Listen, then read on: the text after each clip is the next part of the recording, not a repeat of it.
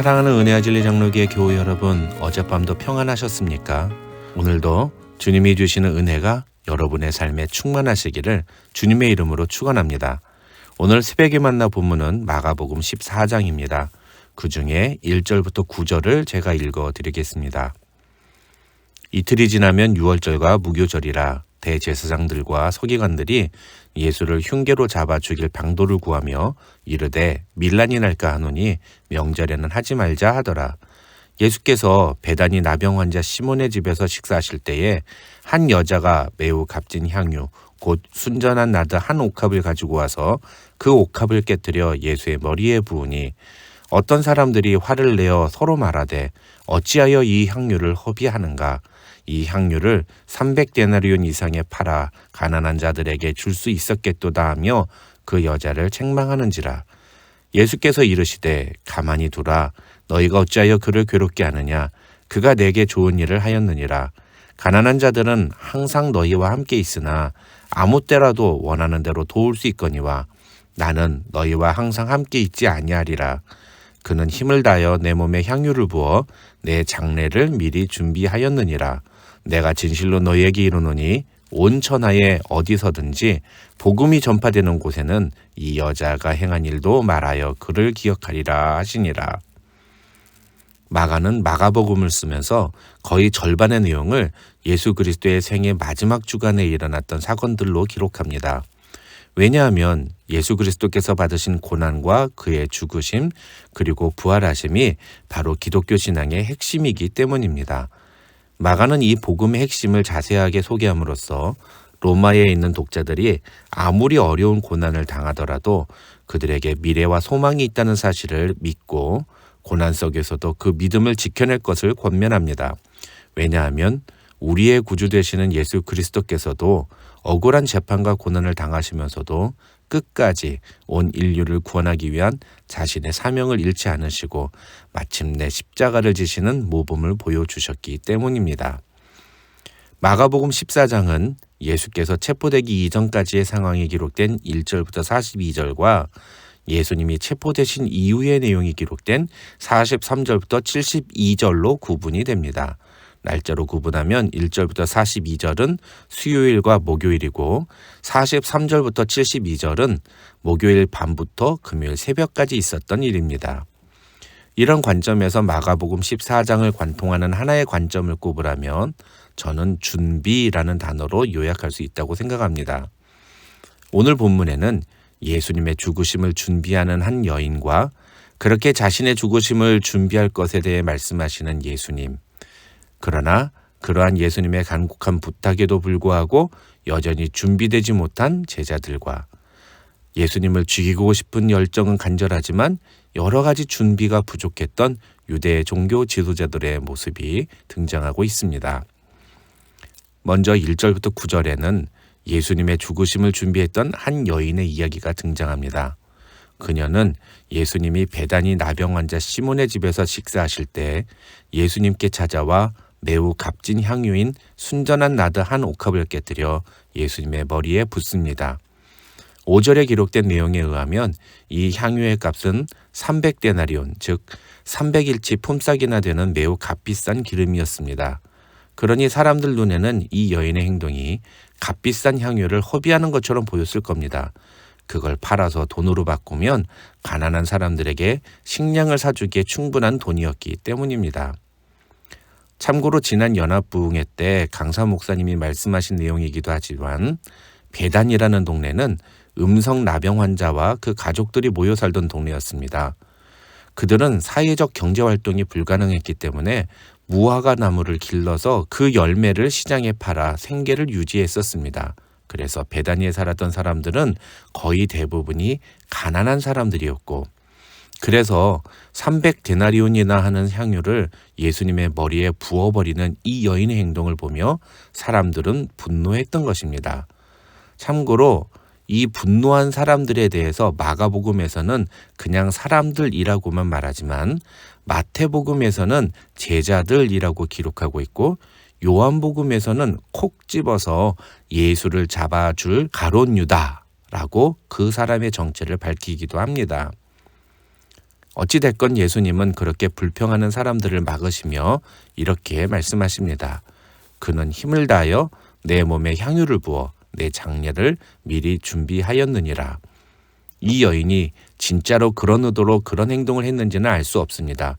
그러나 중요한 건 예수님이 그렇게 해석하셨다는 겁니다. 그렇다면 예수님은 왜 이 여인이 예수님의 장례를 준비한 것이라고 말씀하시는 걸까요? 학자들 중에는 이 여인이 예수님의 머리에 기름을 부은 행위로 그 의미를 해석하는 사람이 있습니다. 왜냐하면 그리스도라는 호칭이 곧 기름 부음을 받은 자라는 뜻이기 때문입니다. 다시 말하면 이 여인이 와서 예수님의 머리에 기름을 부은 것은 예수님이 곧 그리스도시라는 사실을 인정하는 것이라는 뜻입니다. 예수님이 그리스도로서 이 땅에 오신 궁극적인 이유는 바로 십자가에서 죽으시기 위한 것이었고, 그래서 예수님은 이 여인이 자신의 장례를 준비한 것이라고 말씀하셨다는 겁니다. 그리고 온 천하에 어디서든지 복음이 전파되는 곳에는 이 여자가 행한 일도 말하여 그를 기억하리라고 하신 예수님의 말씀은 곧 복음이 전파되는 곳에서는 이 여인이 그랬던 것처럼 예수를 그리스도로 고백하는 일이 있어야 한다는 뜻이라고 학자들은 설명하기도 합니다. 그 다음 12절부터 25절에는 소위 최후의 만찬 장면이 기록되어 있습니다.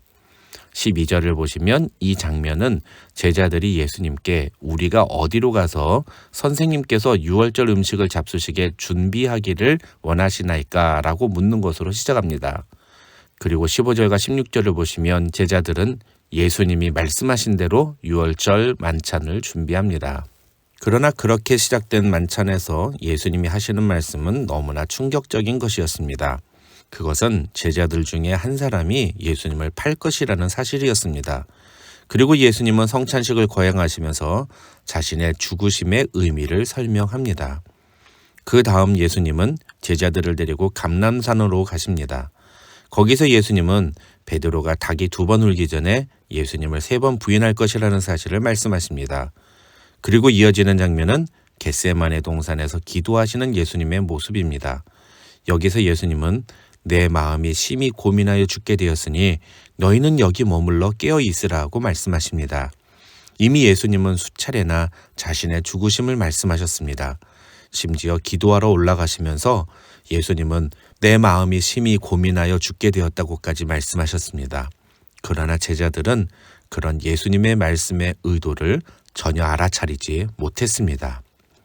사실 마가복음 8장을 보면 베드로도 예수님을 그리스도라고 고백했습니다. 그러나 그 이후 베드로의 모습을 보면 예수님을 그리스도로 인정하는 모습이 전혀 보이지 않습니다. 심지어 베드로는 예수님이 그렇게도 자신의 고난과 죽음을 말씀하시면서 그런 상황을 준비하라고 수차례나 경고하셨음에도 불구하고 결정적인 순간에 잠을 자다가 깹니다. 베드로만이 아니라 다른 제자들도 똑같았습니다. 50절을 보시면 군병들에 의해 예수님이 체포되시자 제자들이 다 예수를 버리고 도망갔다고 마가는 기록합니다.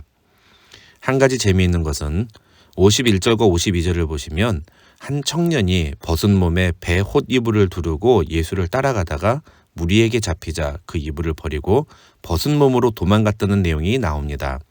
이 내용은 마가복음에만 기록된 내용이라 학자들도 이 사람이 누구인지 정확하게 알지 못합니다.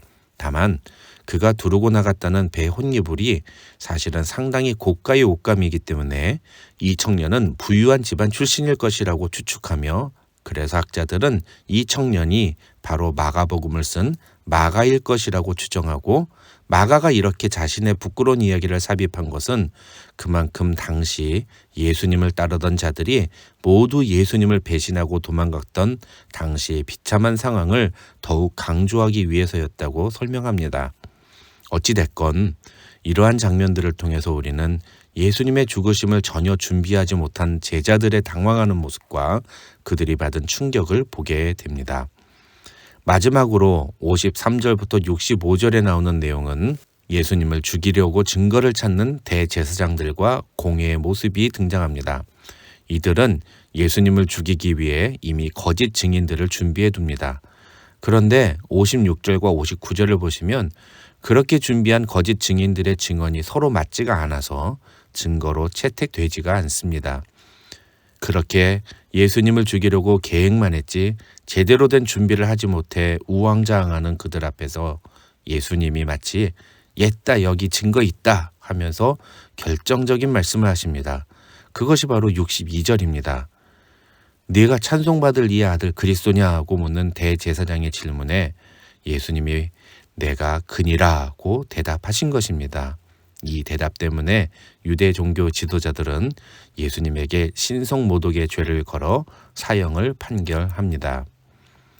마지막으로 66절부터 72절에서 베드로가 닭이 울기 전에 예수님을 3번 부인할 것이라고 말씀하셨던 예수님의 말씀이 어떻게 실제로 일어났는지 그 상황을 자세하게 소개합니다. 여기서도 우리는 이미 예수님이 베드로에게 이런 일이 일어날 것이라고 분명히 경고했음에도 불구하고 전혀 마음의 준비가 없이 결국 예수님을 3번이나 부인하고 나서야 자신의 모습을 깨닫는 베드로의 모습을 보게 됩니다. 이런 베드로의 모습은 자신은 절대로 예수님을 배신하지 않으며 죽기까지 따라가겠다던 그의 단호한 의지가 얼마나 허황된 외침이었는가를 보여주는 것이라고 할 수 있겠습니다. 다시 말해서 아무리 마음에 단호한 의지와 열심이 있다 하더라도 준비가 되어 있지 않는다면 그런 의지와 열심을 실제 행동으로 옮기는 것은 매우 어려운 일이라는 사실입니다. 이러한 말씀을 오늘 우리에게 어떻게 적용할 수 있을까요? 어제 새벽의 만나에서도 살펴봤지만 예수님은 우리에게 깨어있으라고 말씀하셨습니다. 그리고 그 깨어있으라는 말씀은 어떤 의미에서 보면 오늘 본문의 핵심인 준비하라는 말과 같은 의미라고 할 수 있습니다. 주님은 반드시 다시 오신다고 말씀하셨습니다. 언제 주님이 다시 오실지 아무도 알 수 없고 다만 도적같이 그날이 임할 것이라고 말씀하셨습니다. 그래서 우리는 항상 깨어 주님 오실 날을 준비해야 합니다. 그것이 바른 믿음을 가진 신자의 모습입니다. 오늘도 주님 오실 날을 항상 기다리며 주님이 오늘 당장 오시더라도 아멘 할렐루야로 주님을 맞이하도록 준비된 자가 되어야 합니다. 우리 은혜와 진리 장로교회 모든 교우들은 그렇게 준비된 신자들이 되시기를 주님의 이름으로 축원합니다.